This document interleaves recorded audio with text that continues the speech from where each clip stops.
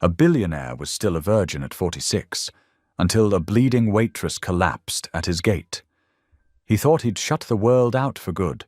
No love, no family, just silence and gold.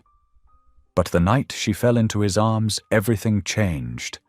She wasn't just a stranger, she was a survivor running from someone who wanted her gone. He takes her in just to help for a night. But one prayer, one act of kindness, starts a chain of miracles no one saw coming. As her little girl calls out for help miles away, his cold mansion becomes the only place where faith still burns. But when the world finds out, they'll call her a liar, a gold digger, a scam. He'll have to choose between his spotless reputation or the only love that ever felt real. What happens when a man who never let anyone in opens his gate to grace? Tell me in the comments where you're watching from right now, and if this story speaks to you, make sure you hit subscribe so you don't miss the next one. The morning light filtered through the tall windows of Lorenzo Westfield's Colorado estate, casting long shadows across the polished hardwood floors. At 46 years old, Lorenzo had achieved what most would consider the pinnacle of success. His renewable energy company dominated the American market, and his wealth afforded him every luxury imaginable. Yet, as he walked through the silent halls of his mansion, his footsteps echoing in the emptiness, that success felt hollow. The staff moved like shadows around him, their voices barely above whispers when they needed to communicate. They had learned over the years that their employer preferred the quiet, needed it even. The only sound that seemed to bring him any comfort was the steady tick-tock of his mother's antique grandfather clock, standing tall and proud in the main hallway. Lorenzo paused before it now, his fingers ghosting over its polished wood. The clock had been his mother's pride and joy, a family heirloom that had survived generations. Unlike him, who survived but didn't truly live. "Good morning, Mr. Westfield." Martha, his housekeeper of 15 years, murmured as she passed by with fresh linens. Her voice was soft, practiced in the art of being present yet unobtrusive. "Morning," he responded, his own voice rough from disuse. When was the last time he'd had a real conversation with someone? The board meetings and business calls didn't count. Those were transactions, not connections. He made his way to the breakfast room, where a single place setting awaited him. The morning paper lay folded beside his plate, the headlines blaring about his company's latest acquisition. Success after success, dollar signs and profit margins, that's what his life had become. The day passed, as it always did, in a blur of video conferences and spreadsheets. From his home office, Lorenzo could see the misty valley below, the mountains rising majestically beyond. It was beautiful. He knew that objectively. But he couldn't remember the last time he'd truly felt that beauty in his soul. As evening approached, storm clouds gathered over the peaks. Lorenzo watched them roll in from his study, the room growing darker with each passing minute. Thunder rumbled in the distance, and for some reason it stirred something in him. A memory of sitting with his mother during storms, her voice gentle as she read from her worn Bible. The rain started, first a gentle patter against the windows, then a steady drumming. Lightning flickered across the sky, illuminating the room in brief, harsh flashes. Lorenzo stood at the window, his reflection ghostly in the glass. "Lord," he whispered, surprising himself. How long had it been since he'd prayed? Since his mother's funeral? Since the day he'd decided that prayers went unanswered and faith was for those who couldn't make it on their own? But something in him broke open tonight, like the sky above. "Lord," he said again, louder this time, his voice shaking. "If there's still something left for me, if there's still hope." He swallowed hard, fighting against years of built-up walls. "Send it through my gates." The words hung in the air, feeling both foolish and profound. Lightning cracked again, closer now, bright enough to make him step back from the window. The thunder that followed was immediate and deafening. Lorenzo turned away, chiding himself for this moment of weakness. He was a businessman, not some character in one of his mother's beloved inspirational novels. Life didn't work that way. Prayers weren't answered with convenient timing, and miracles didn't just appear on doorsteps. Then he heard it. A scream, high and terrified, cut through the storm's fury. It came from the direction of his front drive. Lorenzo froze, his heart suddenly pounding. The scream came again, and this time he was moving, his feet carrying him swiftly through the house. He hardly noticed the startled looks from his staff as he rushed past them. At the front door, he hesitated for just a moment, his hand on the handle. The rational part of his mind told him to call security, to let them handle whatever was happening outside. But something else, something that felt suspiciously like his mother's guiding hand, pushed him forward. He threw open the door, and the storm hit him full force. Rain lashed at his face, and wind whipped his normally perfectly pressed shirt. Lightning flashed again, illuminating his circular driveway and the scene before him. The scream had come from somewhere beyond the gates, out where his private drive met the main road. Through the curtain of rain, he could see the faint glow of headlights, tilted at an odd angle.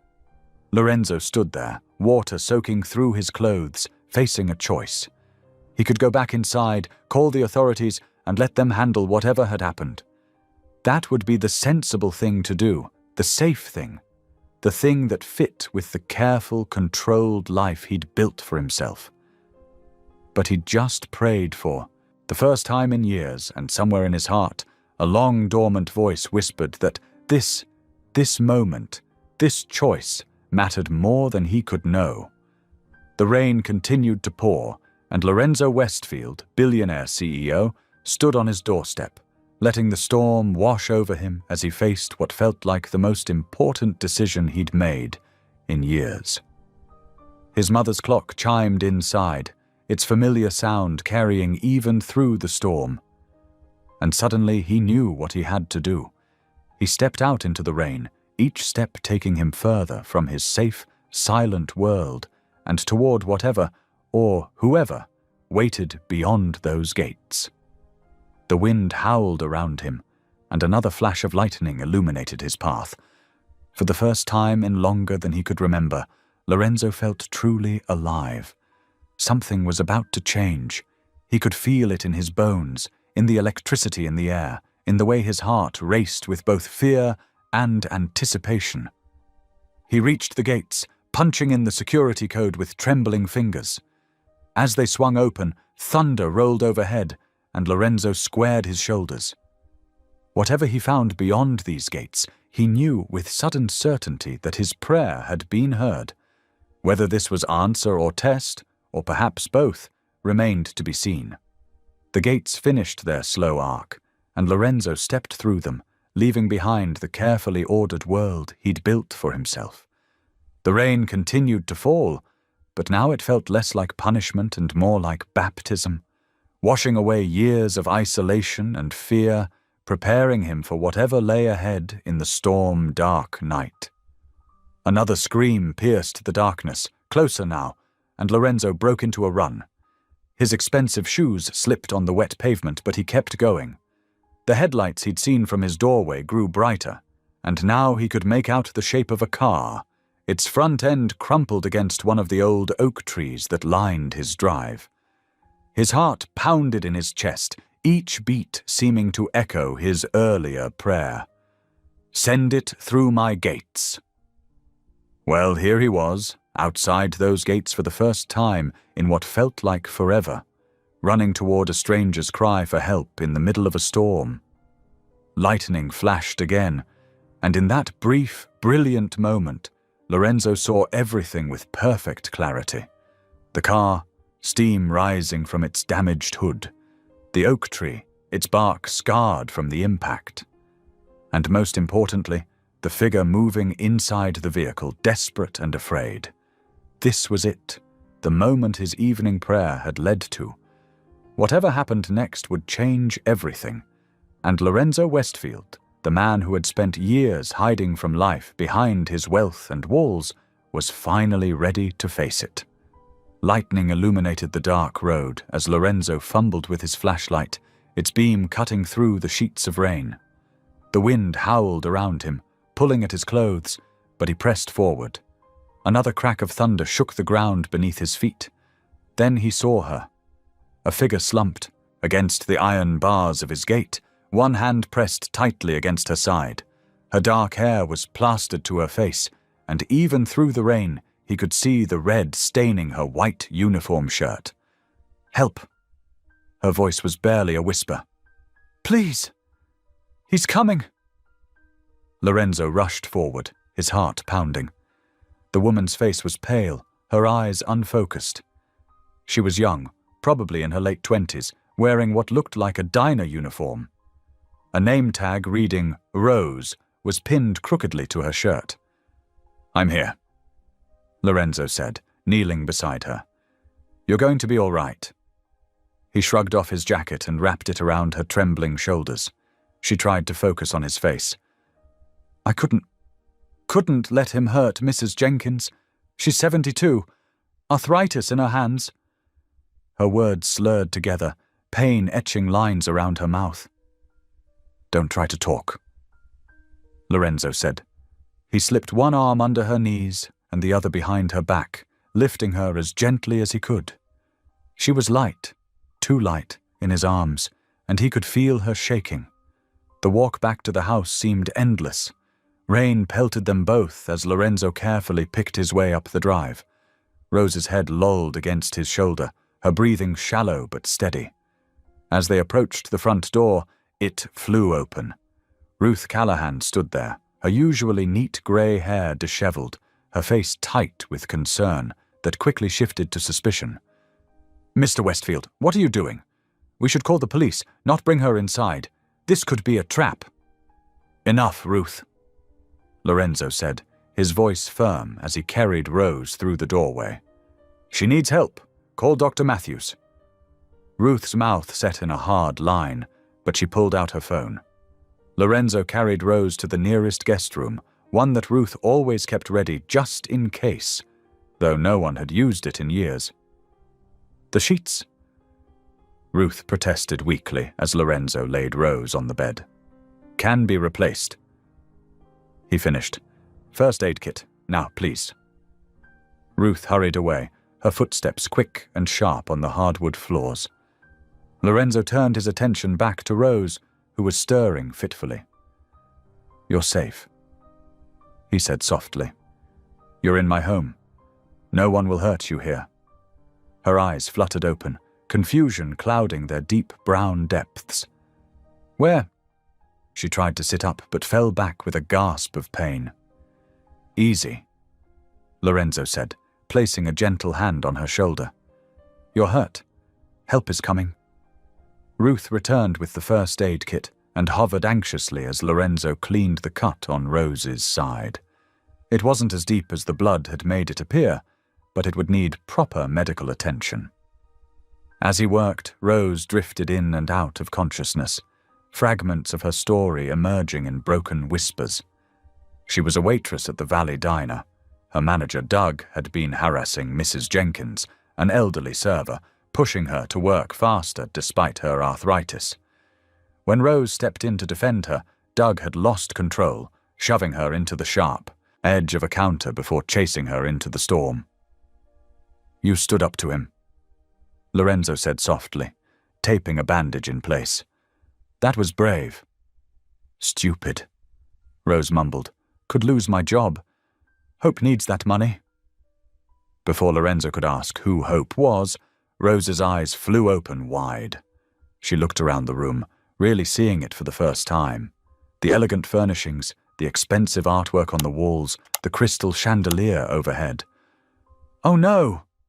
She pushed herself up, wincing. "I can't. I shouldn't be here. I need to go." "You're not going anywhere in this storm," Lorenzo said firmly. Through the windows, lightning still flickered, and rain lashed against the glass. "You're hurt. It's dangerous out there, and you said someone was after you." "But I'm getting blood on your sheets," she protested weakly. "And my clothes are soaked. This room probably costs more than I make in a month." Lorenzo surprised himself by chuckling. "The sheets don't matter. What matters is that you're safe." Rose sank back against the pillows, tears mixing with the rain still drying on her face. "Why are you helping me?" Lorenzo thought about his prayer earlier that evening, about the years of emptiness in this huge house, about the way his mother had always welcomed strangers in need. "Because you needed help," he said simply, "and you're safe here for as long as you need." Ruth made a small noise of protest behind him, but Lorenzo ignored it. He could see the exhaustion in Rose's face, the way she was fighting to keep her eyes open. "Rest now," he said softly. "Dr. Matthews will be here soon. We can talk more when you're stronger." Rose's eyes drifted closed, her breathing evening out. Lorenzo stood, turning to face Ruth's disapproving frown. "We know nothing about her," Ruth whispered harshly. "We know she was willing to risk her job and her safety to protect an elderly co-worker," Lorenzo replied. "That tells me enough for now." Thunder rolled overhead, and rain continued to pour, but inside the guest room, Rose slept peacefully, safe from both the storm outside and the one she'd fled. Lorenzo watched her for a moment longer, feeling something shift in his chest, something that felt like purpose, like the answer to a prayer he'd almost forgotten he'd made. Morning sunlight streamed through the tall windows, painting golden patterns across the expensive bedding. Rose blinked slowly, her mind foggy with confusion as she took in the unfamiliar surroundings. The bed beneath her was softer than any she'd ever slept in, and the room, it was bigger than her entire apartment. Reality crashed back suddenly. The diner, Doug, running through the storm, the kind stranger who'd helped her. She sat up carefully, wincing at the tenderness in her side where Dr. Matthews had stitched her up the night before. The clock on the bedside table read 7:15 in the morning. Hope would be waking up soon at her neighbor Mrs. Chen's apartment, wondering where her mama was. A gentle knock at the door made her jump. "Come in," she called, pulling the blankets up higher. Lorenzo Westfield entered, carrying a silver tray laden with breakfast. He moved with careful precision, as if afraid of startling her. "Good morning," he said softly. "I thought you might be hungry." "You didn't have to," Rose began, but her stomach growled loudly, betraying her. A slight smile touched Lorenzo's lips as he set the tray on the bedside table. "The doctor said you should eat to help with healing." He hesitated, then gestured to a chair near the bed. "May I?" Rose nodded, studying him in the morning light. He was tall and distinguished-looking, with silver threading through his dark hair at the temples. His clothes were obviously expensive, but he wore them with an unconscious ease that spoke of someone who rarely thought about such things. "How are you feeling?" he asked, settling into the chair. "Better, thank you." Rose looked at the tray. Fresh fruit, yogurt, toast, and what smelled like really good coffee. I don't know how to thank you for everything." Lorenzo shook his head. "No thanks needed. I'm just glad I could help." He paused, then added quietly, "It's been a long time since I've had a guest here. 10 years, actually." The admission hung in the air between them. Rose could feel the weight of loneliness in his words, see it in the careful way he held himself, as if unused to simple human interaction. 10 years is a long time to be alone," she said gently. Lorenzo's hands tightened slightly on the arms of his chair. "It was easier that way after my mother died." Thunder rumbled outside, reminding them both that the storm hadn't fully passed. Rose reached for the coffee, taking a careful sip. "This is amazing coffee," she said, then smiled. "But I really should clean up and get out of your way. I don't take charity, Mr. Westfield." "Lorenzo, please," he corrected. "And it's not charity, it's hospitality, something my mother used to be famous for." His voice softened on the last words. Rose set down her coffee cup. "Tell me about her?" The question seemed to surprise him. He was quiet for so long that Rose thought he wouldn't answer. But then he spoke, his voice low and measured. "She was the heart of this house, always helping people, always believing the best of everyone. She kept her faith through everything, even at the end." He looked down at his hands. "I'm afraid I haven't honored her legacy very well." "Sometimes grief makes us build walls," Rose said softly. "I understand that better than most." Lorenzo looked up, a question in his eyes. Rose took a deep breath. "I work double shifts at the diner to support my daughter, Hope. Her father, well, let's just say he chose a different path. For a long time I was angry, hurt. I wanted to shut everyone out." She smiled slightly. "But then I'd look at Hope, see her smile, and remember that closing yourself off means missing out on all the good things, too." "How old is Hope?" Lorenzo asked. 7. She's my little artist, always drawing pictures, singing songs."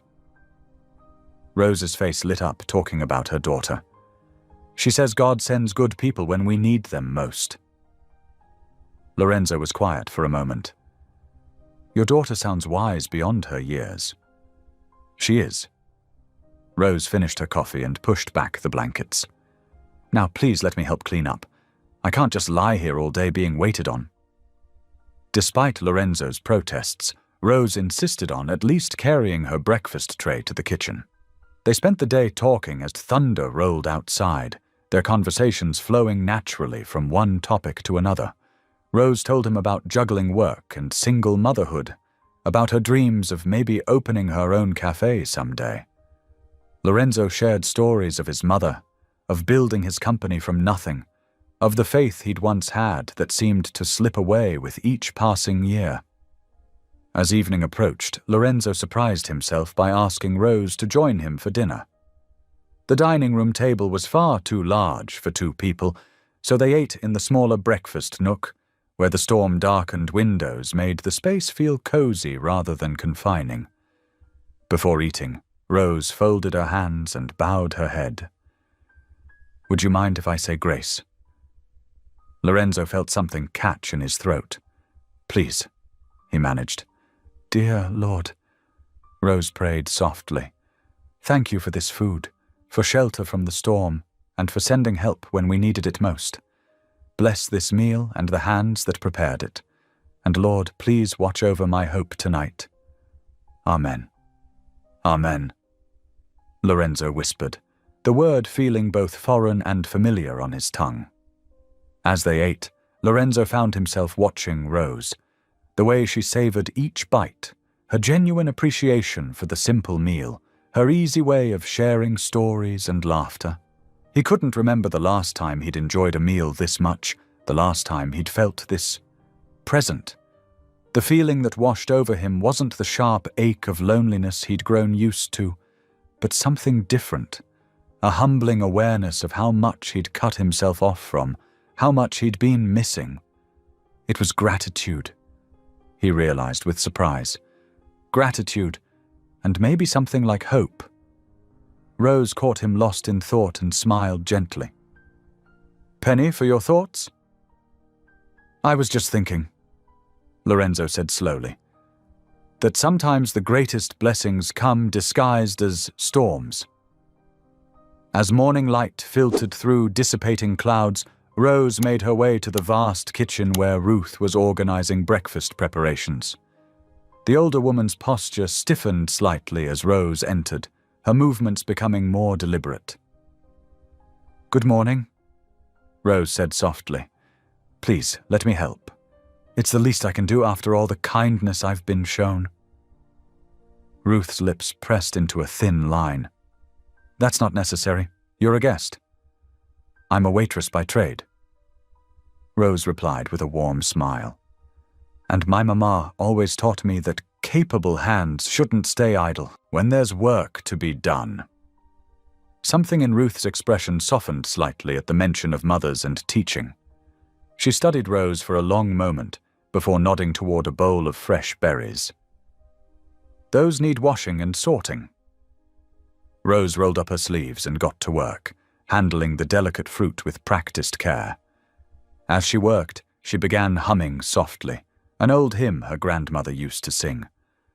Amazing grace, how sweet the sound.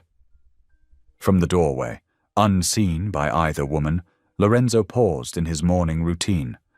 The gentle melody drifted through the air, stirring something deep within him. His mother used to hum that very same hymn while preparing Sunday breakfast. Ruth glanced at Rose, her efficient movements slowing slightly. "My mother used to sing that while she worked too. It's funny how some songs just live in our bones," Rose replied, setting aside the washed berries. "Would you like help with the pancake batter?" To Lorenzo's surprise, Ruth handed over the mixing bowl without protest. He watched as the two women fell into an easy rhythm, Rose measuring and mixing while Ruth heated the griddle. The kitchen, usually so silent and sterile, filled with quiet conversation and the occasional shared laugh. "Mr. Westfield likes his pancakes thin," Ruth instructed, hovering nearby as Rose poured the first one. "Lorenzo," Rose corrected gently. "He asked me to call him Lorenzo." She flipped the pancake with expert timing, revealing a perfect golden brown surface. Ruth's eyebrows rose slightly. "You've done this before?" 6 years at Sally's Diner," Rose confirmed. "I could probably flip pancakes in my sleep." As the morning progressed, Lorenzo noticed Ruth's stern demeanor gradually softening. By the time breakfast was ready, the older woman was actually smiling as Rose shared stories about her daughter Hope's attempts to help in the kitchen. "She once decided to surprise me with breakfast in bed," Rose recounted, wiping down the counter. "Used food coloring to make everything purple. Purple eggs, purple toast, purple milk. Said it was princess breakfast." Ruth's laugh was genuine. "Sounds like quite the creative child." "She sees beauty everywhere," Rose agreed, then began humming another hymn as she worked. Lorenzo slipped away before they noticed him, his heart unusually full. The sound of hymns in his kitchen, the smell of fresh pancakes, the warm conversation, it all reminded him painfully of better days. Later that afternoon, while Ruth and Rose were preparing lunch, Lorenzo retreated to his study. He needed to catch up on work emails, but found himself distracted by memories of morning hymns and shared laughter. Rose, having finished helping Ruth, wandered the halls of the massive house. She found herself drawn to Lorenzo's study door, left slightly ajar. Meaning to thank him again for his hospitality, she knocked softly. When no answer came, she peered inside. The room was empty, but what caught her eye was the impressive wall of books behind his desk. As a lifelong reader who could rarely afford new books, she couldn't resist taking a closer look. Her fingers trailed along the spines, business texts, biographies, and then, partially hidden behind other volumes, a row of identical leather-bound journals. Something about their worn spines and carefully noted dates made her pause. Without thinking, she pulled one out, opening to a random page. The handwriting was younger, less controlled, but unmistakably Lorenzo's. December 15th. Mother says God never gives us more than we can handle, but I'm not so sure anymore. The silence is deafening. Why did you make me capable of love only to never find it? What's the point of a heart that beats but doesn't feel? The house grows colder each day, and I'm beginning to think that's how you want it. Maybe some of us aren't meant for warmth. Rose's heart ached at the raw pain in those words. She was so absorbed in the entry that she didn't hear footsteps approaching until a sharp intake of breath made her turn. Lorenzo stood in the doorway, his face pale, body rigid. The journal in her hands might as well have been his beating heart, exposed and vulnerable. "I'm so sorry," Rose said quickly but gently. "I shouldn't have." "Those are private," he said, his voice tight. Rose carefully closed the journal, holding it with the reverence it deserved. "They're all so beautiful," she said softly, "and heartbreaking." Lorenzo remained frozen, caught between anger and embarrassment. "You asked why God made you capable of love only to never find it." Rose continued, her voice gentle but firm. "Maybe you never found love because you stopped letting it find you." The words hit Lorenzo like a physical force. He opened his mouth to argue, to defend his walls, but no words came. Rose carefully returned the journal to its place. "Thank you for trusting me with your home, Lorenzo, even if you didn't mean to trust me with your heart." She slipped past him and out of the study, leaving him alone with her words echoing in his mind. That evening, Lorenzo sat in his leather chair before the study's fireplace, watching flames dance across logs. Rose's words played on repeat in his thoughts. "You stopped letting it find you." He thought of how she'd handled his journal, not with judgment or pity, but with understanding. How she'd seen past his wealth to his worth, past his walls to his wounds. How she filled his silent halls with hymns and his empty kitchen with laughter. The fire crackled, sending sparks up the chimney, and Lorenzo realized he felt warm, truly warm, for the first time in years. Not just from the flames, but from something deeper, something he'd thought long dead. A flutter of feeling in his chest, like a bird testing broken wings. He watched the fire late into the night, allowing himself to feel its warmth, to acknowledge the subtle thaw beginning in his heart. Rose's hummed hymns still echoed in his memory, mixing with his mother's voice from long ago, reminding him that perhaps it wasn't too late to remember how to feel.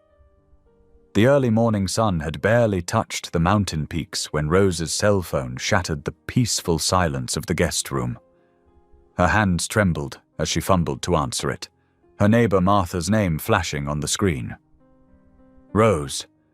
Oh, thank God you picked up." Martha's voice crackled with panic. "Hope's here with me, but she's scared out of her mind. Darren's been circling the building in his truck for the past hour. He's been asking people if they've seen you." Rose's heart stopped.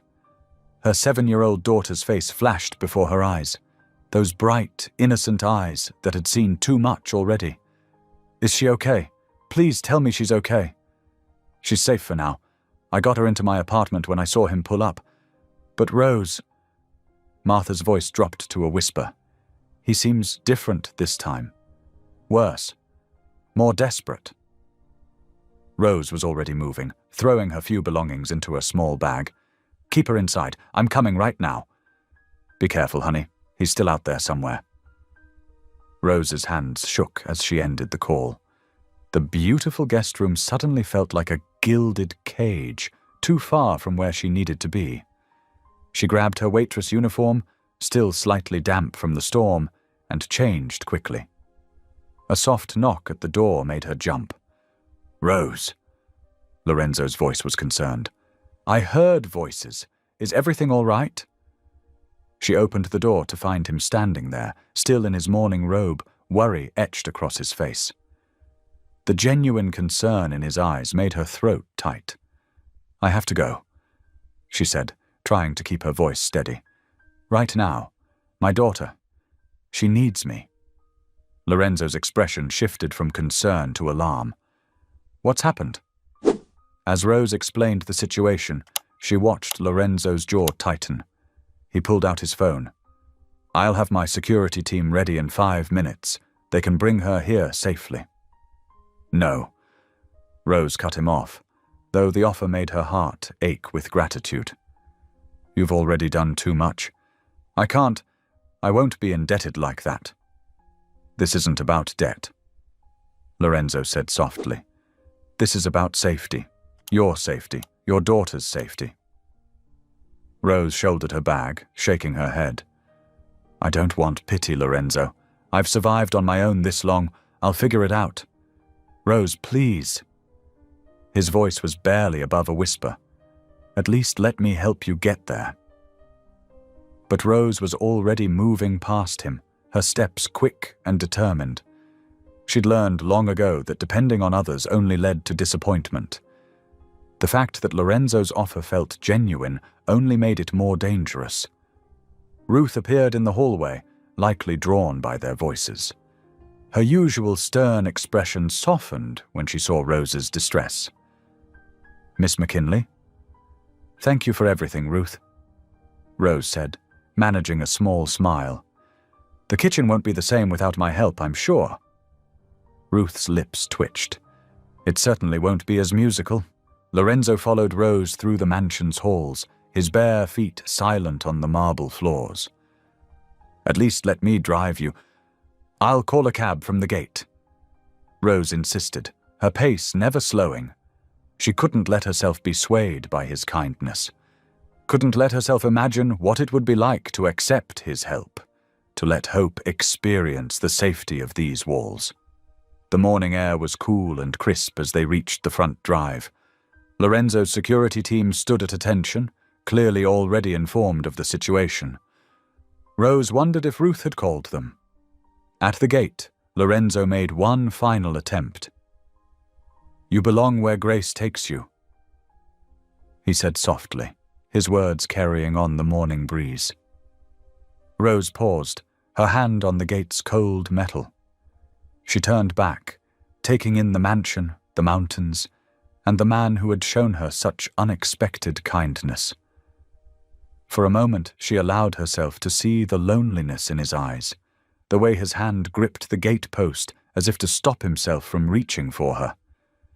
Thank you, she whispered, meaning it with every fiber of her being. Then she turned and walked away, her steps quick and determined despite her trembling knees. The gates closed behind her with a soft click that seemed to echo across the valley. Through the bars, she could see Lorenzo still standing where she had collapsed that stormy night, his figure silhouetted against the rising sun. As Rose disappeared down the winding drive, Lorenzo remained motionless, his heart heavy with an unfamiliar ache. The morning air felt colder somehow, emptier. He closed his eyes, remembering the way she'd hummed while working, the gentle wisdom in her words about his journals, the strength that radiated from her despite her circumstances. For the first time in years, words of prayer came easily to his lips. Lord, he whispered, help me find her again. The sun continued its climb over the mountains, painting the valley in shades of gold and rose. But Lorenzo's mansion had never felt more like a tomb, its silence no longer peaceful, but oppressive. The warmth that Rose had brought with her, through her hymns, her laughter, her faith, seemed to seep away with every step she took down that mountain road. Ruth appeared silently at his side, her usual efficiency softened by concern. Sir, your morning meetings. Cancel them, Lorenzo said, his eyes still fixed on the spot where Rose had vanished. Cancel everything today. Ruth nodded, understanding in her eyes. She'd seen the change in him over these past days, the way Rose's presence had begun to crack the careful walls he'd built around himself. Now she watched as her employer, this powerful man who commanded billions with a word, stood helpless before an empty gate, his heart visibly breaking for a waitress who'd brought music back into his silent halls. The morning continued to brighten, but Lorenzo remained at the gate, his prayer a constant whisper on the wind. Help me find her again. 3 days felt like an eternity in the empty halls of Lorenzo's mansion. The familiar routines that had once brought him comfort now felt hollow, each hour marked only by the steady ticking of his mother's clock. On the first morning after Rose's departure, Lorenzo skipped his 7 o'clock board meeting. Instead, he found himself walking the misty grounds as the sun painted the mountains gold. His Italian leather shoes grew damp with dew, but he barely noticed. His mind kept returning to the way Rose had looked back at him through the gates, her eyes filled with a mixture of gratitude and regret. "Sir." Ruth's voice startled him from his thoughts. She stood on the terrace holding his tablet. "The board is waiting." "Tell them something came up," he said, his voice distant. "Reschedule." Ruth's eyebrows rose slightly, but she nodded.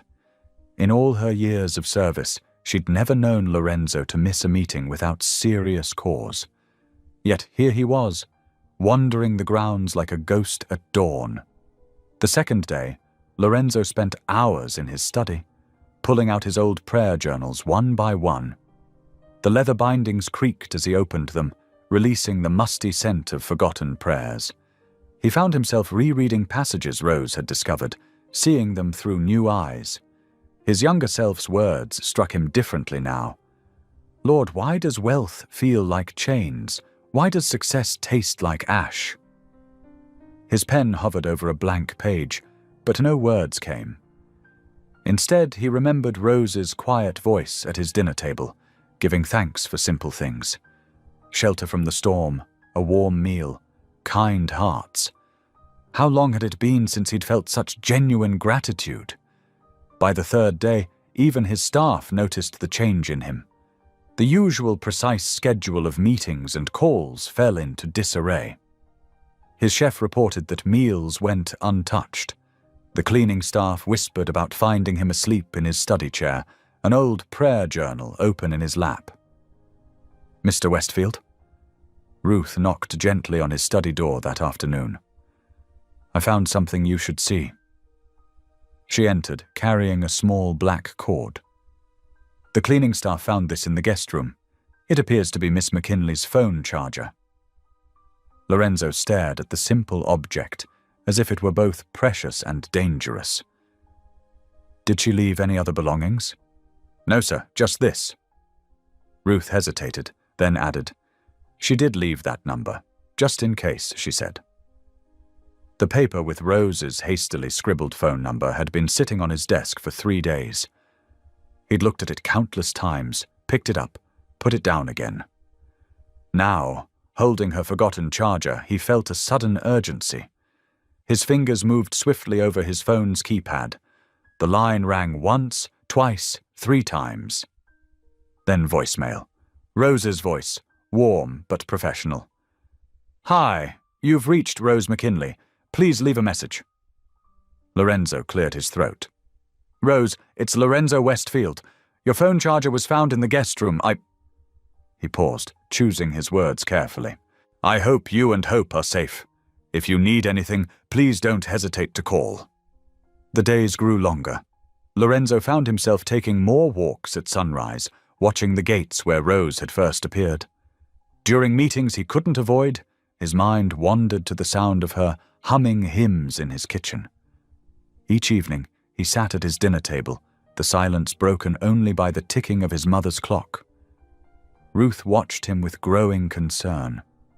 She'd seen many women try to catch Lorenzo's attention over the years, each one drawn by his wealth and power. But Rose had been different. She'd touched something in him that Ruth hadn't seen since his mother's passing, a spark of the man he used to be before success had built walls around his heart.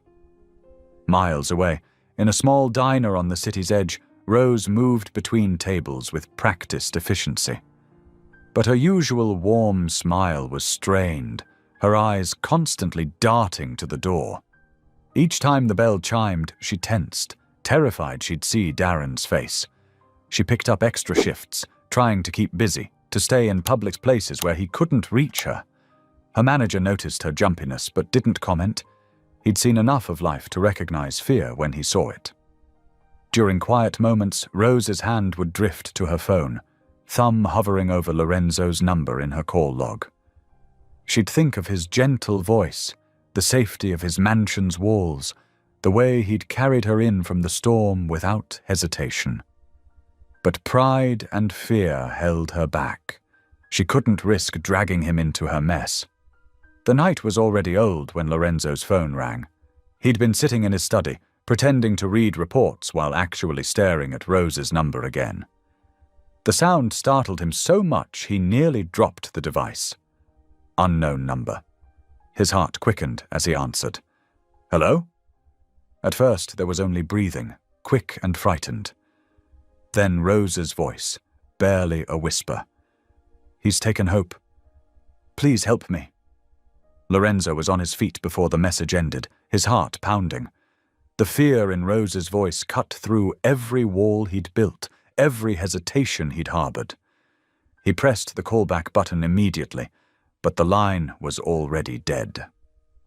The clock ticked steadily in the silence, marking precious seconds slipping away. Lorenzo stared at his phone, Rose's terrified whisper echoing in his mind. Somewhere in the city, a little girl was in danger. Somewhere in the darkness, Rose was asking for his help. His finger hovered over the security team's number, ready to mobilize every resource at his disposal. The man who had hidden behind wealth and walls for so long was gone. In his place stood someone who had finally found something worth fighting for, not because of duty or obligation, but because grace had led him to this moment. Lorenzo's hands gripped the steering wheel as his SUV sped through the darkness, windshield wipers fighting against the heavy rain. His security team's vehicles followed close behind, their headlights cutting through the storm. The clock on his dashboard read 11:15 at night, each minute ticking away like thunder. "Faster," he whispered to himself, pressing the accelerator harder. Highway 14 stretched before him, slick with rain, and nearly empty at this hour. The small diner's sign glowed in the distance like a beacon, its neon lights reflecting off the wet pavement. As he pulled into the parking lot, he spotted Rose immediately. She stood under the diner's awning, arms wrapped tightly around herself, her waitress uniform still on from her shift.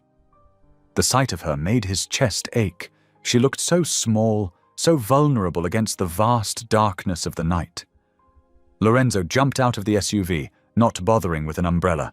Rain soaked through his expensive suit as he rushed to her side. "Rose," he called softly, not wanting to startle her. She turned, and the look in her eyes nearly broke him.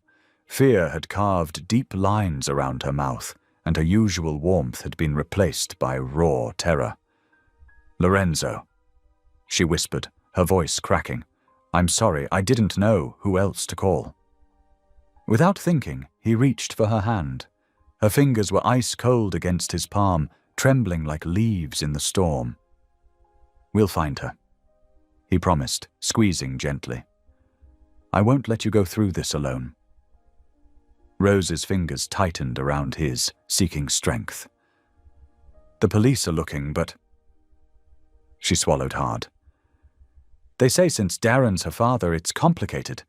They're treating it like a custody dispute, not a kidnapping." Thunder rolled overhead as Lorenzo led her to his SUV, opening the passenger door. His security team spread out around them, alert and watchful. Inside the vehicle, the rain drummed against the roof, creating a rhythm that matched Rose's shaky breathing. "Tell me everything," Lorenzo said softly as he pulled back onto the highway. "When did you last see Hope?" Rose pressed her forehead against the cool window, her reflection ghostly in the glass. "I was at work. My neighbor, Mrs. Chen, was watching her. She called me in a panic about 2 hours ago, said Darren showed up claiming he wanted to talk to Hope." Her voice broke. He pushed his way in when Mrs. Chen opened the door. By the time she got to the phone to call me, they were gone. Lorenzo's jaw tightened. Has he done anything like this before? No, but... Rose's fingers twisted together in her lap. His temper. It's always been bad. When Hope was 3, I finally got the courage to leave. He'd come home drunk, started throwing things. I grabbed Hope and ran that night, never looked back. She took a shuddering breath.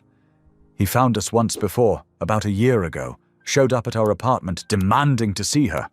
I called the police, but by the time they came, he was gone." Rain streaked across the windows as they drove through sleeping towns, past darkened houses where families slept safely in their beds. Lorenzo's security team had split up, following different leads, staying in constant communication through their radios. "I keep thinking about her teddy bear," Rose whispered suddenly. "She never sleeps without it. It's still sitting on her bed, waiting for her." A sob caught in her throat. She must be so scared. Lorenzo's hand found hers again in the darkness. This time, he didn't let go. "Your faith amazes me," he said quietly. "After everything you've been through, you still trust. Still pray." Rose turned to look at him, tears glistening in her eyes. "Sometimes faith is all we have left. When Darren first started changing, becoming violent, I wanted to be angry at God. But then I realized God didn't cause Darren's choices. He gave me the strength to protect hope instead." They drove in silence for several minutes, their joined hands a bridge between them. Lightning flashed across the sky, illuminating Rose's face. In that brief moment, Lorenzo saw not just her fear, but her incredible strength. "There's a church up ahead," he said suddenly, remembering a small chapel he'd passed many times but never entered. Would you pray with me?" Rose's eyes widened slightly, but she nodded. The chapel was a humble building, its white steeple barely visible through the rain. Lorenzo parked, and they ran through the downpour to the covered entrance. The door was unlocked. Many rural churches stayed open all night for travelers seeking sanctuary. Inside, the air was still and peaceful. Their footsteps echoed on the wooden floor as they made their way to the front pew. Rose sank down, pulling Lorenzo gently with her. Their hands remained linked as they bowed their heads. "Dear Lord," Rose began, her voice barely above a whisper, "protect my little girl. Keep her safe until we can find her. Give us wisdom to know where to look and—" She faltered. "And give us strength," Lorenzo continued, surprising himself. "Help us be your hands and feet tonight. Show us the way." As they sat in the quiet church, Lorenzo felt something stirring in his heart, something he hadn't felt since his mother's death. It wasn't just concern for Rose and hope, though that burned bright and fierce. It was a reconnection to something larger than himself, a reminder that some things were worth more than all his carefully constructed walls. Rose squeezed his hand, and he looked over to find her watching him with gentle understanding. "Thank you," she whispered, "for everything. We should keep moving," he said softly, though part of him wanted to stay in this moment of peace. "My team will have updates by now." They walked back to the SUV, the rain still falling, but somehow less threatening now. Their joined hands swung between them, a physical reminder that neither of them had to face the storm alone. As they climbed back into the vehicle, Lorenzo's phone buzzed with a message from his security team. The night stretched ahead of them, full of uncertainty and fear. But something had shifted in that small chapel. Two broken souls had found strength in each other, and in the faith that had brought them together. Whatever came next, they would face it together. Pink and gold streaks painted the morning sky as Lorenzo's SUV wound through narrow mountain roads. Rose had dozed off briefly, her head resting against the window, but startled awake at every bump and turn. Lorenzo noticed her fingers continuously moving over the small silver cross she wore, her lips forming silent prayers. His phone rang, breaking the dawn's quiet. The number was unfamiliar. "Mr. Westfield?" A gentle male voice spoke. "This is Pastor Elijah Carter from Grace Community Church in Pine Valley. I believe I have someone here you're looking for." Rose grabbed Lorenzo's arm, her eyes wide with hope. "A little girl," the pastor continued, "showed up in our sanctuary early this morning. She's sleeping now, holding on to one of our brass crosses like it's her lifeline. Dark curly hair, about 7 years old." "Hope," Rose whispered, tears streaming down her face. "Oh God, thank you." Lorenzo pressed harder on the accelerator, careful but urgent. "We'll be there in 15 minutes, Pastor. Please keep her safe." The small white church appeared around a bend, its steeple catching the first rays of sunlight. Lorenzo barely had the car in park before Rose was out, running toward the wooden double doors. He followed close behind, his heart pounding with an emotion he couldn't quite name. Pastor Elijah met them at the entrance, a kind-faced man in his 60s with silver hair and weathered hands. "She's right inside," he said softly. Poor thing was exhausted but wouldn't let go of that cross. They found Hope curled up on a worn wooden pew, her small form wrapped in what looked like the pastor's own cardigan. A brass cross from the altar lay tucked against her chest. Her face, even in sleep, showed traces of dried tears. "Hope?" Rose's voice cracked as she knelt beside the pew. "Baby, it's Mommy." Hope's eyes fluttered open. For a moment she looked confused, then her face crumpled. "Mommy!" She launched herself into Rose's arms, both of them crying now. "I knew you'd find me. I kept praying like you taught me." Lorenzo stood back, his own vision blurring as he watched them hold each other. Rose was on her knees, rocking Hope back and forth, whispering, "Thank you, God," over and over between kisses to her daughter's forehead. "Daddy was so angry." Hope hiccuped against Rose's shoulder. "He kept saying mean things about you. But I remembered what you said about God sending good people when we need them." She looked up then, noticing Lorenzo for the first time. Her eyes, so much like Rose's, studied him carefully. Rose pulled back slightly, smoothing Hope's tangled curls. "Are you hurt anywhere, baby? Did he—" She couldn't finish the question. Hope shook her head. "I ran away when he fell asleep. I remembered you saying churches are safe places, so when I saw the cross on top of this one," she clutched the brass cross tighter. "Pastor Elijah found me and gave me his sweater." The pastor stepped forward, placing a gentle hand on Rose's shoulder. "The police are on their way. They've already picked up Darren, found him passed out in his truck about 10 miles from here." Relief washed over Rose's face, but Hope's lip trembled. "Do we have to go back to our apartment? I don't want to—" "No, sweetie," Rose assured her, though Lorenzo could see the worry in her eyes, worry about what came next. "You could—" Lorenzo cleared his throat, surprised by how rough his voice sounded. He knelt down beside them, meeting Hope's curious gaze. "You could both stay at my house until things are happy again." Hope's eyes widened. The big house with the gate, where Mommy stayed during the storm? Lorenzo nodded, glancing at Rose. "If that's all right with your mother." Rose looked at him with such gratitude it made his chest ache. "Are you sure? We don't want to impose—" "Please, Mommy." Hope's small hand reached out, taking Lorenzo's larger one. "He feels safe, like the church does." Something shifted in Lorenzo's heart at those words. Simple, childlike wisdom that cut straight through his carefully constructed defenses. He squeezed Hope's hand gently.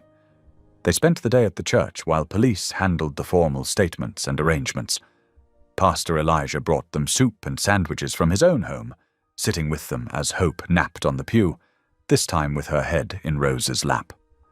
The pastor shared quiet words of encouragement, never pushing but simply being present in their time of need. As evening approached, Hope insisted on saying goodbye to Pastor Elijah with a hug, still wearing his cardigan. "Can I keep the cross?" she asked shyly, to remember that God was watching over me. The pastor smiled, his eyes misting. "Of course, child. It's yours now." The drive back to Lorenzo's estate was quiet, stars beginning to pepper the darkening sky. Hope sat in the back seat, fighting sleep but eventually losing the battle. Rose reached across the center console, taking Lorenzo's hand just as she had during their desperate search the night before. "Thank you," she whispered, "for everything." Lorenzo glanced in the rearview mirror at Hope's sleeping form, then at their joined hands. Something about this felt right, like pieces falling into place after being scattered for too long. As they passed through his gates, no longer cold and forbidding but welcoming them home, he realized his prayer from days ago had been answered in ways he never could have imagined. The mansion that had once echoed with emptiness now held the soft sounds of Hope's steady breathing and Rose's quiet humming. As they carried the sleeping child inside, Lorenzo knew his life would never be the same, and he was profoundly grateful for that fact. The mansion's halls, once silent as a tomb, now rang with the bright sound of Hope's laughter. Her small feet pattered across marble floors that had known only echoes before, bringing life to every corner she touched. Each morning, Lorenzo found himself waking earlier, drawn by the sounds of life stirring within his home. One sunny Tuesday morning, he paused in the doorway of his kitchen, taking in the sight before him. Hope sat at the counter, her legs swinging as she concentrated on her drawing. Crayons scattered across the granite surface like fallen autumn leaves. Rose stood at the stove, humming an old hymn while stirring oatmeal, her voice lifting and falling in the morning light. "Mr. Lorenzo." Hope waved her paper at him. "Look what I made." He crossed to her, studying the colorful creation. "Is that our house?" "Uh-huh." She pointed with a small finger. "See, there's you and Mommy and me, and Ruth, too." The stick figures stood hand in hand before a towering mansion rendered in purple crayon. Rose glanced over her shoulder, smiling. "Hope, honey, let Mr. Westfield have his breakfast first." "Lorenzo," he corrected gently. "Please, just Lorenzo." Rose's cheeks colored slightly as she nodded, serving 3 bowls of oatmeal topped with fresh berries. Hope's drawing joined dozens of others already decorating the refrigerator, held by magnets shaped like musical notes. A small touch Rose had added to make the kitchen feel more like home. After breakfast, Lorenzo led Hope to the grand piano in the music room. She climbed onto the bench beside him, her face serious with concentration as he showed her where to place her fingers. "Middle C," he explained, guiding her small hand. "That's where everything starts." "Like the beginning of a story?" Hope asked, pressing the key carefully. Lorenzo smiled. "Exactly like that." They practiced simple scales, Hope's determination reminding him of his own childhood lessons. Rose appeared in the doorway, drying her hands on a dish towel, watching them with soft eyes. "Mom!" Hope called out. "Come sing while we play." Rose hesitated, but Lorenzo nodded encouragingly. She joined them, and soon her clear voice filled the room with amazing grace, while Hope picked out the melody one careful note at a time. Lorenzo's fingers found the harmony naturally, weaving beneath Rose's vocals in a way that felt like prayer. Later that afternoon, Rose insisted on teaching Lorenzo how to make grilled cheese sandwiches. "Proper ones," she said, "not those fancy versions with imported cheese." "I haven't cooked since—" He paused, remembering. "Since my mother was sick." Rose touched his arm gently. "Then it's time to learn again." Under her patient guidance, he managed not to burn the bread too badly. Hope declared his efforts almost as good as Mommy's, which made them all laugh. The sound of their shared joy seemed to warm the kitchen more than any fancy heating system ever could. Evenings became their sacred time. After Hope was tucked in, Rose and Lorenzo would sit in his study, talking about everything. and nothing. She told him about her dreams of going back to school someday. He shared stories about his mother's faith, how it had shaped him before he'd lost his way. "God never lost sight of you," Rose said one night, curled in the leather armchair with a cup of tea. "Even when you couldn't feel him." Lorenzo watched the firelight play across her face. "I'm starting to understand that now." Days flowed into weeks. Hope's piano playing improved, filling the house with simple melodies. Rose's bruises faded, leaving behind a woman who stood straighter, smiled easier. Lorenzo found himself checking his phone less, caring about board meetings less, investing instead in these precious moments of connection. But the outside world refused to stay away forever. It started with whispers among the household staff, quickly silenced when Lorenzo approached. Then came the calls from his PR team about increased media interest. He dismissed their concerns, focused instead on helping Hope master Twinkle, Twinkle, Little Star. The first photos appeared on a Wednesday. Rose had gone to the local grocery store, wanting to cook dinner herself instead of relying on the house staff. A photographer caught her loading bags into her car, the car Lorenzo had insisted she use for safety. By Thursday morning, the tabloid headlines screamed, "Billionaire's secret family," and "Who is the mysterious woman at Westfield Mansion?" Ruth brought him the papers with his morning coffee, her face grave. "Sir, perhaps we should consider a statement?" Lorenzo waved her concerns away, too caught up in watching Hope show Rose her latest drawing. But he couldn't miss the way Rose's hands trembled slightly as she pinned the artwork to the fridge, or how her smile didn't quite reach her eyes when she glanced at the newspapers Ruth carried. That evening, as they sat in the study, Rose broke their comfortable silence. "Maybe we should talk about all this." She gestured vaguely toward the window, where beyond the gates, reporters had begun gathering. "It doesn't matter," Lorenzo said firmly. "They'll find something else to gossip about soon enough." Rose twisted her hands in her lap. "But your reputation means nothing compared to the peace I've found here." He reached across the space between them, taking her restless hands in his. "For the first time in years, I feel truly alive. Hope's laughter, your singing, even these quiet moments, they're worth more than any reputation." Tears glimmered in Rose's eyes. "I just don't want to cause trouble for you. You've done so much for us already." "You've done more for me," Lorenzo insisted. "You and Hope. You've brought God back into these halls. You've reminded me what it means to have faith, to trust, to—" He stopped, words failing him. Rose squeezed his hands, understanding in her silence. Neither of them noticed the camera lens catching their intimate moment through the study window, or knew how tomorrow's headlines would twist their simple joy into scandal. For now, they sat together in the warmth of the fire, while upstairs Hope slept peacefully, her newest drawing of their little family watching over her dreams. The house that had once been Lorenzo's fortress now stood as a testament to transformation. Where cold marble had reflected emptiness, now lay scattered toys and crayon marks. Where silence had reigned, music and laughter danced. And in the heart of it all, 3 souls were healing, finding in each other the very grace they'd been seeking all along.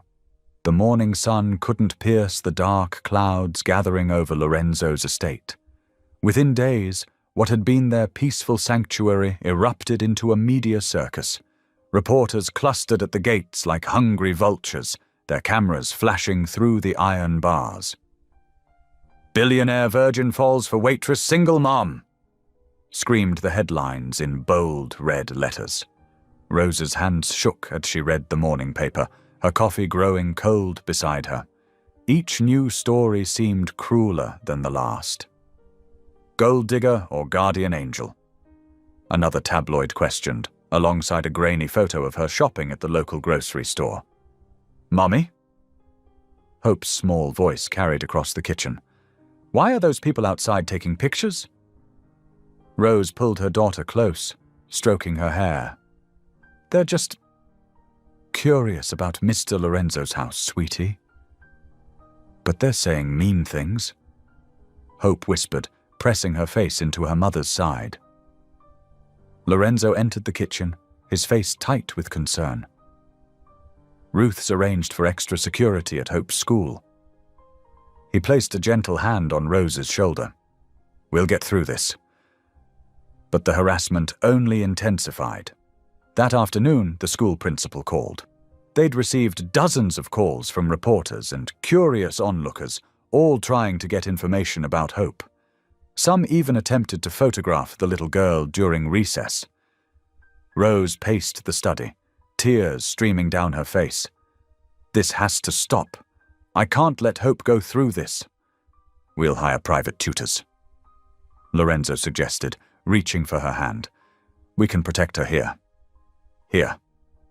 Rose's voice cracked. "Lorenzo, look at what I'm doing to your life. Your company's stock dropped 10 points yesterday because of these rumors." "Numbers don't matter," he insisted. "Not anymore. But your reputation is worth nothing compared to what we've found here." He drew her close, his voice soft but firm. "You and Hope. You've brought life back to these halls. Back to me." Still, the headlines grew more vicious. Anonymous sources claimed Rose had orchestrated her attack to gain Lorenzo's sympathy. Others suggested she was using Hope to manipulate him. Each new story felt like a physical blow. Lorenzo's PR team begged him to distance himself, to release a statement clarifying that Rose was simply a guest during a difficult time. Instead, he called a press conference. Standing before a wall of microphones and flashing cameras, Lorenzo spoke from his heart. "6 months ago, I prayed for God to send something meaningful through my gates. He answered with Rose and Hope McKinley." His voice grew stronger.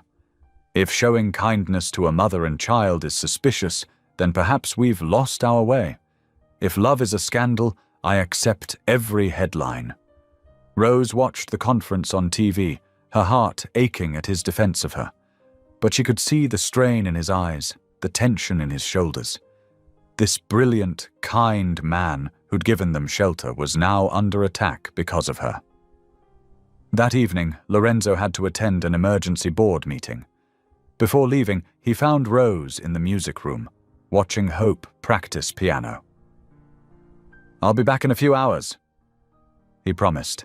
"Maybe we can all have hot chocolate when I return. Hope's favorite?" Rose nodded, forcing a smile. But inside, her decision was already made. After tucking Hope into bed for what she knew would be the last time in this beautiful house, Rose sat at Lorenzo's piano. Tears fell onto the keys as she wrote her letter. "Dear Lorenzo, you opened your gates to us when we needed shelter from a storm. You showed us kindness without asking anything in return. You gave Hope a safe place to laugh and play. But now I'm the storm in your life, bringing chaos to your peace. You deserve better than headlines and scandal. You deserve the quiet joy you had before we arrived. Thank you for showing us that good people still exist. Thank you for reminding me what it feels like to trust again. But I can't watch you sacrifice everything you've built just because you're too kind to turn us away. You deserve peace. I only bring storms." She packed their few belongings quietly, called a taxi, and slipped out through the service entrance where no reporters waited. Hope stirred only briefly as Rose carried her to the car, mumbling something about saying goodbye to Lorenzo. When Lorenzo returned home 3 hours later, the mansion was dark. His footsteps echoed through silent halls. No piano music, no child's laughter, no soft singing from the kitchen. He found Rose's letter on the piano, the paper still damp with her tears. The same clock that had kept him company through years of solitude now ticked loudly in the crushing silence. Lorenzo sank onto the piano bench, holding Rose's letter to his chest. surrounded once again by all his wealth and none of the warmth that had made it feel like home. Outside, rain began to fall, but this time there would be no desperate knock at his gate, no chance to offer shelter, no opportunity to say all the things his heart had finally learned to feel. The mansion's halls stretched before him, empty once more. But now the silence felt different, not like the peaceful solitude he'd once embraced, but like a void waiting to be filled. Every room held echoes of Hope's laughter, traces of Rose's grace. Their absence felt heavier than any loneliness he'd known before. In the kitchen, Hope's drawings still decorated the refrigerator. In the study, Rose's teacup sat on the side table where she'd left it. These small remnants of their presence made their absence even more profound. Lorenzo walked to the window of his study, pressing his forehead against the cool glass. The rain fell harder now, and somewhere out there, Rose and Hope were facing another storm alone. Because they thought they were protecting him. Because the world had convinced them they weren't worthy of the love they'd brought into his life. The ticking clock marked each moment of this new silence, each second taking them further away from the home they'd created together. The morning sun crept through the mansion's windows, casting long shadows across empty halls that seemed to mock Lorenzo's solitude. He moved from room to room like a man in a trance, calling out names that no longer belonged there. Rose. His voice echoed off marble floors. Hope? Each step revealed another reminder of what he'd lost. In Hope's temporary bedroom, crayon drawings still decorated the walls, cheerful scenes of sunshine and flowers, stick figures holding hands. One showed 3 people standing in front of what looked like his mansion, a tall man in a suit, a woman with a bright smile, and a little girl between them. Written in wobbly letters across the top were the words, "My new family." Lorenzo's hands trembled as he carefully removed each drawing, preserving them as if they were priceless masterpieces. In many ways, they were. The kitchen still held traces of Rose's presence, a cookbook left open to a recipe for chocolate chip cookies, a coffee mug with a lipstick mark on the rim, Hope's favorite cereal bowl in the dish rack. He couldn't bring himself to move any of it. Ruth found him there as morning light flooded the kitchen. He sat at the counter, Rose's letter spread before him, his eyes red and hollow from a sleepless night. Without a word, she placed a gentle hand on his shoulder, a gesture so unlike her usual businesslike manner that it nearly broke him. "She's gone, Ruth," he whispered. "They're both gone." "I know, sir." Ruth's voice was soft with understanding.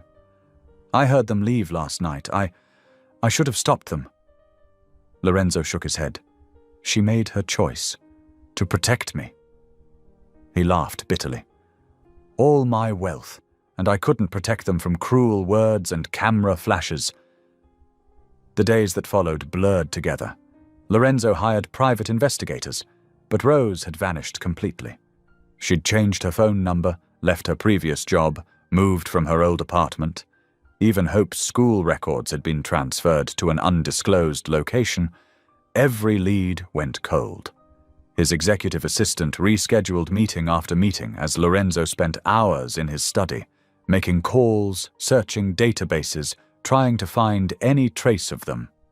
Board members grew increasingly concerned about his absence, but he couldn't focus on profit margins and quarterly reports when his heart was searching every street corner for a glimpse of Rose's smile or the sound of Hope's laughter.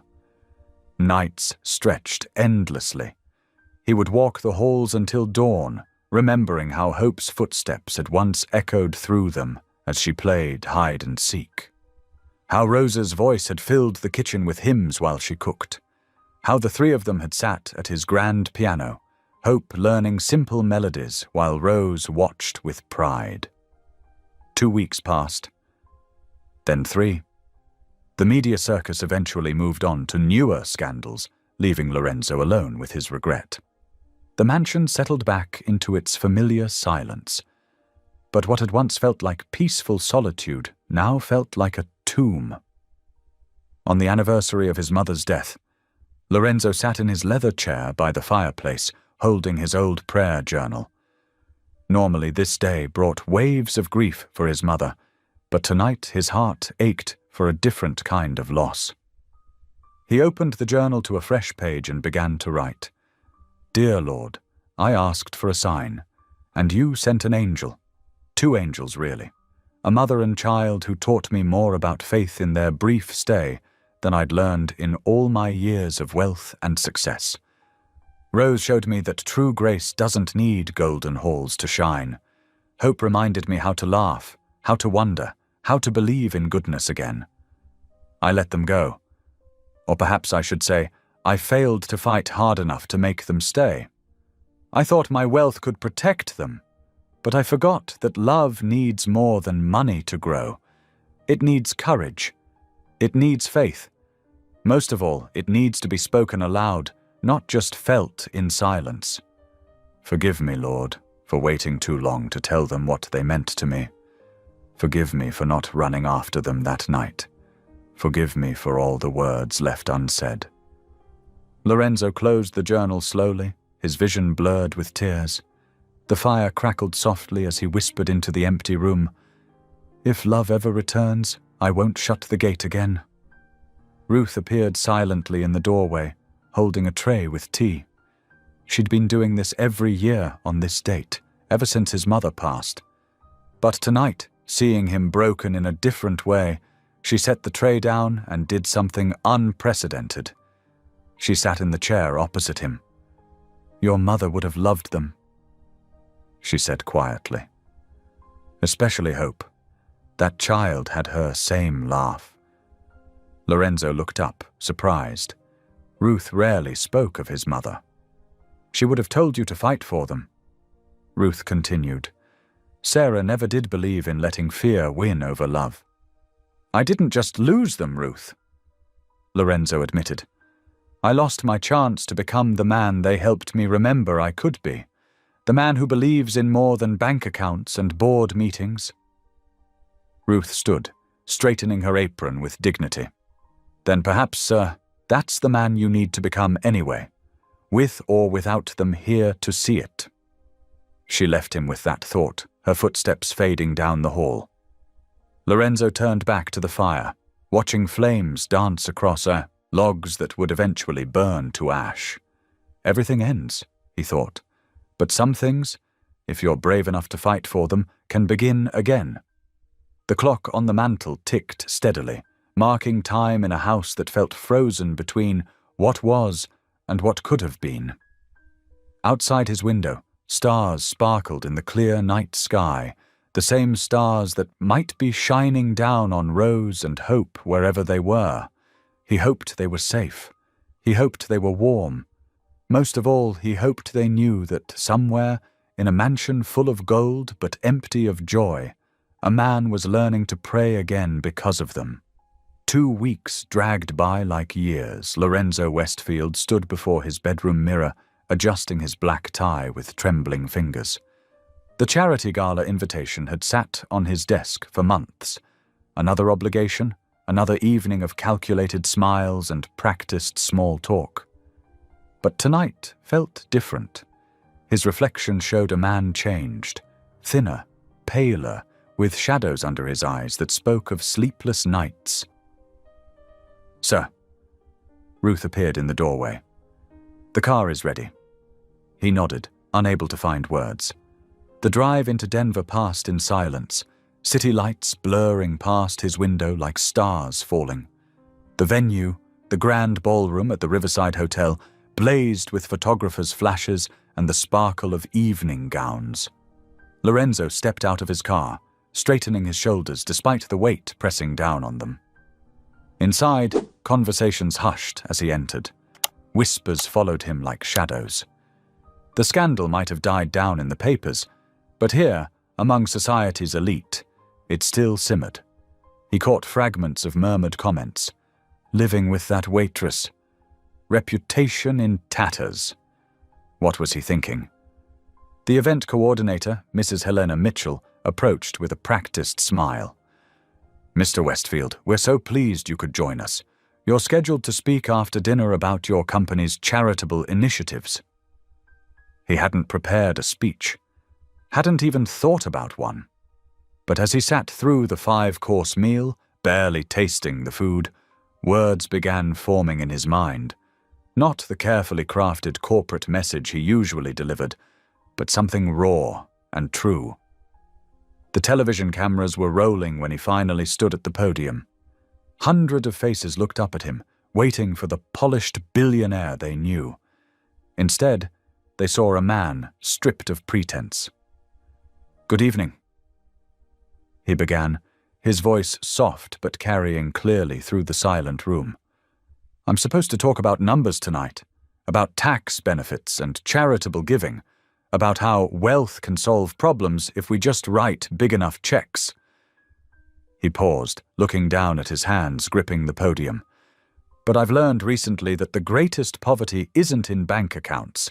It's in hearts that have forgotten how to feel, in homes filled with everything money can buy, but empty of what matters most." The room grew absolutely still. Even the cameramen leaned forward. "I was a man who could buy comfort but never peace. My mansion was a fortress built of gold, but inside I was alone. Then," his voice caught slightly, "then a woman showed me that compassion is the only true wealth."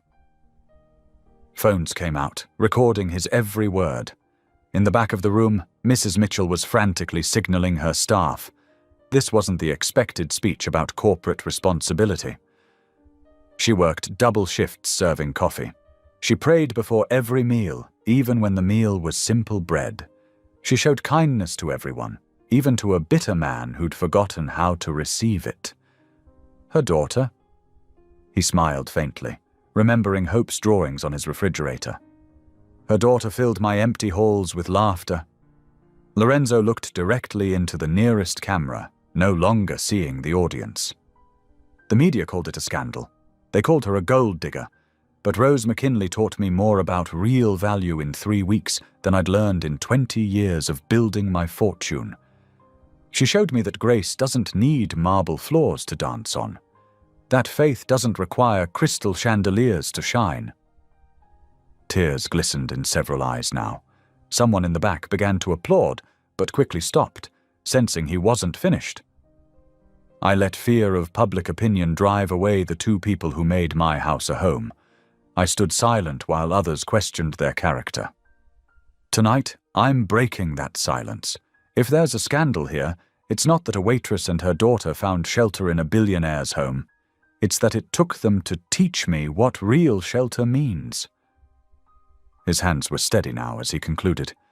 My company will continue its charitable work, but I've learned that true charity isn't about tax write-offs or public recognition. It's about opening your gate when grace comes knocking, even if it arrives in unexpected ways. Thank you. The silence held for 3 heartbeats before the room erupted in applause. As he stepped down from the podium, phones buzzed with notifications. His speech was already going viral. The hashtag #CompassionIsWealth started trending within minutes. But Lorenzo didn't stay to bask in the response. He slipped out while others were still clapping, nodding briefly to Ruth, who waited by the exit. The drive home was quiet again, but different now, as if speaking his truth had shifted something in the air itself. The mansion loomed dark against the night sky when they arrived. Lorenzo walked slowly to the gate where he'd first found Rose. From his pocket, he took a single candle, one of the ones Hope had loved to watch flicker in the evenings, and lit it carefully. The small flame danced in the gentle breeze as he placed it securely by the gate. Standing there, remembering how Rose had collapsed in this very spot, he whispered into the wind, "Come home." The words carried no command, only longing, only hope, only truth. Ruth watched from the car, her usual stoic expression softening as her employer stood vigil by the candlelight. She didn't call out or hurry him along. Some moments, she knew, needed to be lived fully, even if they broke your heart. The candle flickered, casting gentle shadows on the iron bars of the gate. Bars that had once kept the world out, but now seemed to be keeping him in. Lorenzo stayed there until the flame burned low, then turned and walked back into his empty home, leaving the light to guide whatever grace might pass by in the night.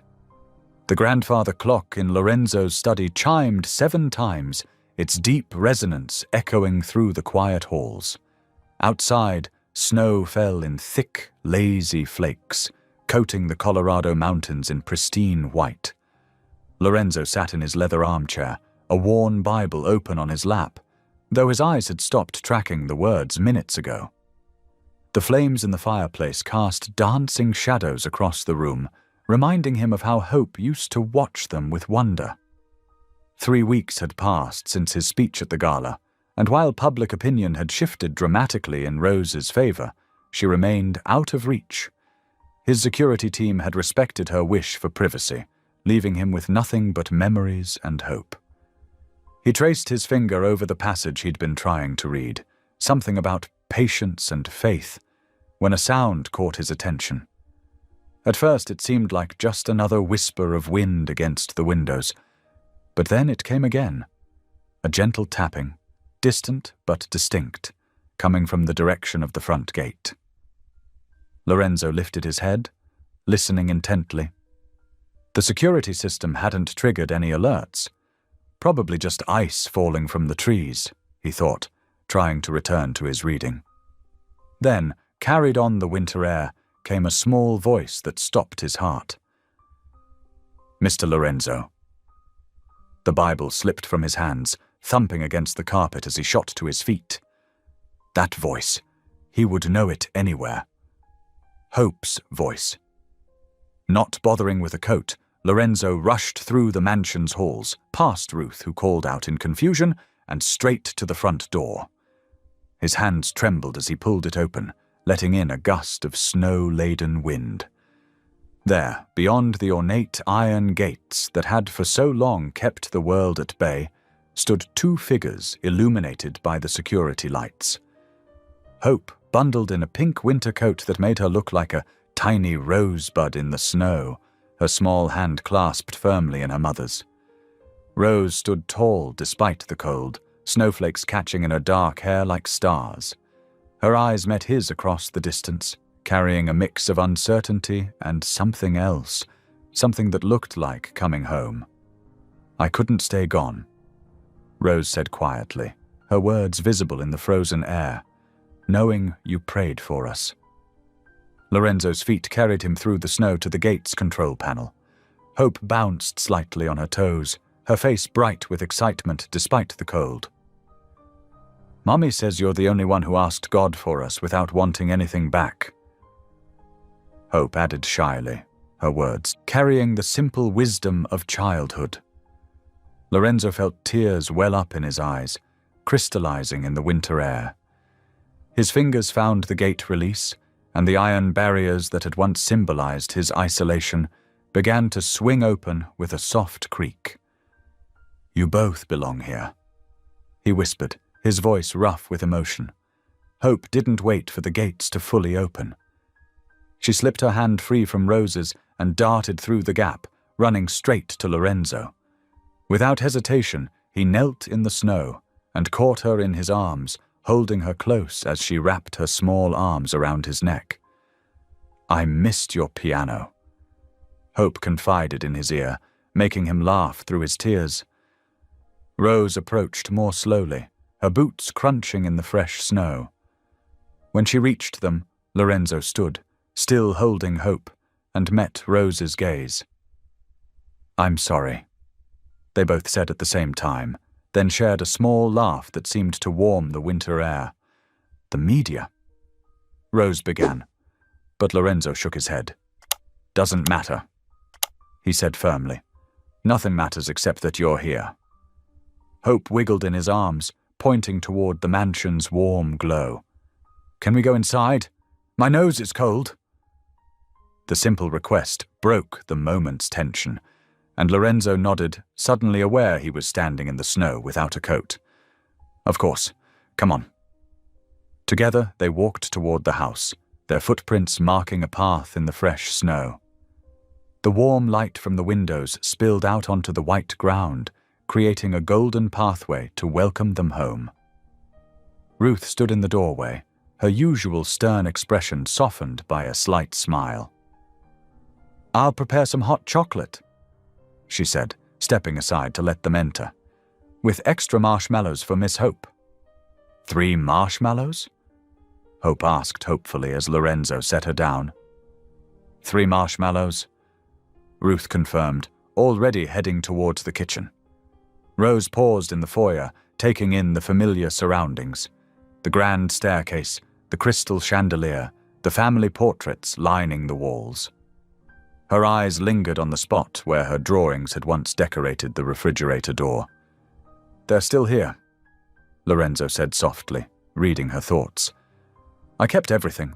Hope's drawings, your recipe notes, even that burned pot from when we tried to make caramel." Rose laughed, a sound that seemed to bring warmth back to the mansion's halls. "I told you to watch the temperature." "I was distracted," Lorenzo admitted, his eyes holding hers. "I still am." Hope had already shed her pink coat and boots, leaving them in a small pile by the door. She padded across the marble floor in her sock feet, heading straight for the study where the fireplace still glowed. "Can I play the piano later?" she called over her shoulder. "Of course," Lorenzo answered, helping Rose with her coat. Their fingers brushed as he hung it on the rack, sending a current of warmth through both of them. They followed Hope into the study, where she had already claimed her favorite spot on the hearth. Rug. The Bible Lorenzo had dropped still lay open on the floor by his chair. Rose picked it up gently, noting the well-worn pages. "You've been reading again?" Lorenzo nodded, watching as she carefully closed the book and placed it on the side table. "Every day. It helps me remember what matters." Ruth appeared with a tray of hot chocolate, steam rising from 3 mugs topped with precise arrangements of marshmallows. Hope counted hers carefully before taking her first sip, leaving a small chocolate mustache that made both adults smile. As they settled into the warmth of the room, the snow continuing to fall outside the windows, Lorenzo felt something shift in his heart. The mansion no longer echoed with emptiness. Instead, it hummed with the quiet joy of presence, Hope's gentle humming as she sipped her cocoa, Rose's soft movements as she tucked a blanket around her daughter's shoulders, the crackle of the fire that seemed to welcome them all home. The walls of gold he had built around himself hadn't protected him. They had imprisoned him. But here, now, with snowflakes melting on Rose's hair and Hope's laughter filling the air, he understood what true shelter meant. It wasn't found in fortresses or fortunes, but in the simple grace of hearts opening to let love in. "I prayed too," Hope announced suddenly, looking up from her cocoa. "Every night, I asked God to make you not lonely anymore." Lorenzo met Rose's eyes over their daughter's head, seeing in them the same mixture of wonder and certainty he felt in his own heart. "He answered all our prayers," he said softly. "He sent them wrapped in grace." Outside, the snow continued to fall, covering the world in pristine white. But inside the mansion's walls, warmed by firelight and fellowship, 3 hearts that had once been separated by fear found themselves bound together by something stronger, the simple, profound truth that love, when given freely, always finds its way home. Inside the mansion, warmth and life seemed to flow through every room once again. The grand foyer sparkled with holiday lights that Lorenzo had put up weeks ago, hoping they would somehow guide his family home. Now their glow felt like a celebration. Ruth bustled around the kitchen, her usual efficiency tinged with poorly hidden joy as she prepared hot cocoa. The familiar scents of chocolate and cinnamon wafted through the air, mixing with the pine fragrance from the half-decorated Christmas tree in the great room. "Look, Mommy," Hope called out, holding up a crystal angel ornament. "Mr. Lorenzo saved all the pretty ones for me to put up." She stood on tiptoe, trying to reach a higher branch. Lorenzo stepped forward to lift her gently, supporting her as she placed the angel exactly where she wanted it. "I couldn't finish it without you," he said softly. It didn't feel right. Rose watched them from the doorway, her heart full, but her eyes showing traces of guilt. The past weeks had been harder than she'd imagined, not just surviving, but carrying the weight of what she'd left behind. She moved closer to Lorenzo as he set Hope down, her fingers twisting nervously. "I'm so sorry," she whispered, her voice catching. I was convinced I was ruining everything you'd built, your reputation, your peace. I needed to prove to myself that I wasn't just taking advantage of your kindness." Lorenzo turned to face her fully, his expression gentle but serious. He took her hands in his, noting how they trembled slightly in his grasp. "You were never my burden, Rose. You were my answer." His thumbs traced small circles on her palms as he continued. "When I prayed that night in the storm, I wasn't asking for success or security. I was asking for life. Real life. You and Hope brought that back to me." Ruth appeared with a tray of steaming cocoa mugs, each topped with a generous swirl of whipped cream. "Just like old times," she said, her usual gruffness softened by genuine warmth. "Though this time, I hope you're all staying put." Hope abandoned her decorating to claim her mug, carefully carrying it to the plush rug near the fireplace. "We are staying, aren't we, Mummy?" she asked, her face serious over her whipped cream mustache. Rose looked up at Lorenzo, seeing in his eyes everything she'd been afraid to hope for: love, acceptance, and the promise of belonging. "If that's what Lorenzo wants," she said softly. "What I want," Lorenzo replied, his voice thick with emotion, "is to love you both, properly and patiently, for as long as you'll let me." He squeezed her hands gently. "I love you, Rose McKinley, not because you needed help or because you changed me, but because you showed me what grace really looks like." Tears spilled down Rose's cheeks as she smiled. "I love you too," she whispered. "I tried not to. Tried to be practical and strong, but—" Lorenzo drew her closer, one hand rising to cup her cheek. In the firelight, with Hope humming Christmas carols nearby and Ruth pretending not to watch from the doorway, they shared their first kiss. It was gentle and reverent, a prayer of gratitude made flesh. When they parted, Hope clapped delightedly, making them both laugh. The sound echoed through the mansion, chasing away the last shadows of loneliness from its corners. Later that night, after Hope was tucked into her old bed and Rose had fallen asleep reading in the library, Lorenzo stood by the window, watching the snow fall. The grounds glittered under the moonlight, transformed into something magical and new. He closed his eyes, his heart overflowing with gratitude. "Thank you," he whispered, "for not just giving me love, but for giving me a family born from grace, for teaching me that the greatest wealth isn't what we own, but who we cherish."